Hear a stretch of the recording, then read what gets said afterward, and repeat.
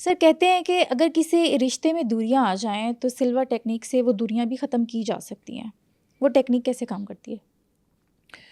ये टेक्निक ऐसे काम करती है, अगेन दो मेथड, एक तो blue screen and white white frame, frame. Blue frame and white frame visualize करेंगे। हम्म। सेकेंडली इसमें एक मेथड किया जाता है कि आप किसी को जिससे फॉर एग्जांपल कपल रिलेशनशिप है, हस्बैंड वाइफ का रिलेशन डिस्टर्ब है और हस्बैंड या वाइफ कोई एक उस रिलेशन को इम्प्रूव करना चाहता है सिल्वर टेक्निक से, हाँ। तो वो क्या करता है कि वो अल्फा स्टेट ऑफ माइंड में जाता है, मेंटल स्क्रीन पे जाता है, अपने आप को और अपने लाइफ पार्टनर को उसमें सामने बैठा हुआ देखता है, हाँ। उस सिचुएशन में अपने आप को एसोसिएटेड व्यू में ले जाता है, इन्वॉल्व होता है उस सिचुएशन में और अपने शरीक हयात को मुखातिब करके उससे गुफ्तगू करता है, उससे बातचीत करता है। पहले तो उससे एक्सक्यूज़ करता है, सॉरी करता है कि जो मेरी शख्सियत की खामियां हैं, I will improve my self और हम एक अच्छा रिश्ता चला सकते हैं and I am responsible for this. इस तरह की उससे गुफ्तगू की जाती है, उसको ये यकीन दिलाया जाता है कि हम ऐसा कर सकते हैं और हम एक अच्छा रिश्ता चला सकते हैं।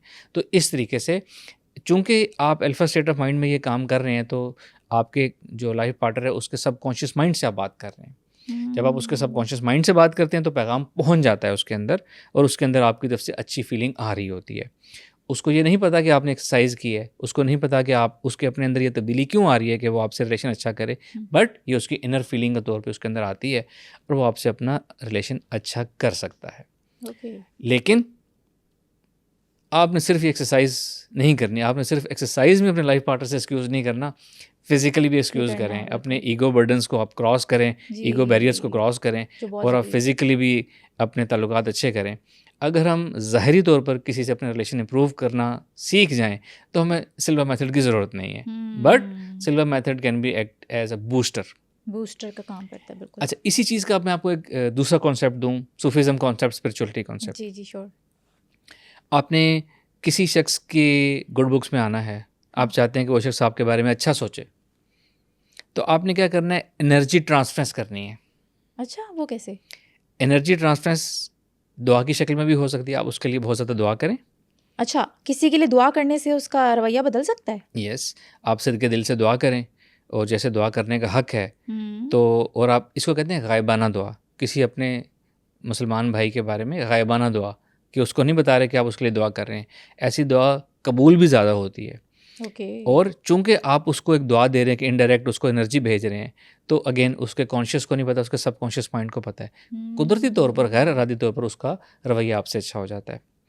एनर्जी की एक फॉर्म दुआ हो गई, जी। एक हो गई किसी की तरफ से आप नफली इबादत करें, अच्छा। किसी की तरफ से आप उसकी तरफ से आप इस्तग़फ़ार करें, उसकी तरफ से आप सलात तस्बीह पढ़ें। हाँ। और जैसे हम इसाले सवाब करते हैं, जो लोग दुनिया से चले गए हैं, जी। ज़िंदा लोगों को भी इसाले सवाब किया जा सकता है, वो करें, हम्म। तो इनडायरेक्टली उस शख्स का बिहेवियर आपकी तरफ अच्छा हो जाएगा।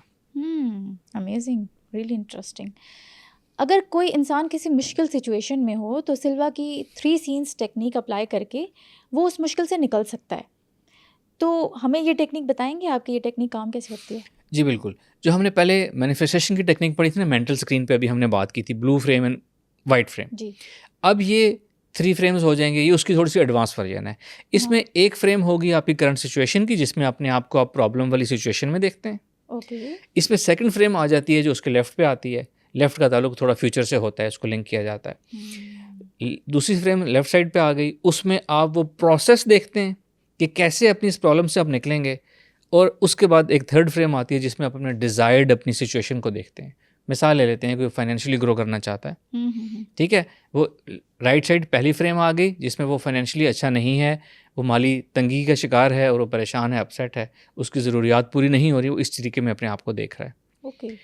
जो एंड वाली लेफ्ट मोस्ट है, उसमें वो अपने डिज़ायर्ड गोल को देखेगा कि जी मेरे पास अच्छा पैसा है, अच्छी गाड़ी, अच्छा घर है, मुझे फाइनेंशियल एबंडेंस है, अब मुझे किसी चीज़ की परवाह नहीं है पैसा खर्च करते हुए, वो डिज़ायर्ड हो गया। सेंटर वाली स्क्रीन है प्रोसेस की, बिल्कुल। यहाँ वो अपने आप को उस प्रोसेस में देखेगा कि मैं नए इनिशिएटिव्स ले रहा हूँ, नई कोई इन्वेस्टमेंट कर रहा हूँ, कोई नया स्किल बेस्ड काम कर रहा हूँ, आहिस्ता आहिस्ता इस तरीके से मेरे पास इन ज़राए के ज़रिए मेरे पास पैसा आ रहा है, फाइनेंशियल एबंडेंस आ रही है, नई अपॉर्चुनिटीज़ आ रही हैं। इसका मकसद ये होता है कि अपने आप को, अपने माइंड को, अपने सबकॉन्शियस माइंड को ये ट्रेन करना कि मुझे इस डिफ़िकल्ट सिचुएशन से इस प्रोसेस के थ्रू गुजार के इस स्टेज पर लेकर आओ। और जब ये बार बार किया जाता है तो आपके अंदर प्रोग्राम हो जाता है, फिर आपका सबकॉन्शियस माइंड ऑटोमेटिकली आपके अंदर आइडियाज़ क्रिएट करता रहता है, ओके। आपके सामने अपॉर्चुनिटीज़ लाता रहता है, आपकी डिसीजन मेकिंग में आसानी होती रहती है कि अब ये रास्ता चुनें, ये स्टेप लें, ये इन्वेस्टमेंट करें, ये नया काम करें, इससे आपके पास फाइनेंशियल अबंडेंस आएगी और फाइनली आप उस स्टेज तक पहुंच जाते हैं। इसमें की फीचर क्या है, उसको बार बार करना और ये रियलाइज़ करना कि आप अपने सबकॉन्शियस माइंड को ट्रेन कर रहे हैं कि लाइफ में असल में ऐसा हो। और फिर जब आपका सबकॉन्शियस माइंड आपको क्लू दे रहा हो लाइफ में कि ये नया काम करो, ये इन्वेस्टमेंट करो, फलां काम करो, तो आप वो फिर करें भी प्रैक्टिकली, हुस्न करें, हुस्न ओके। तदबीर भी करें।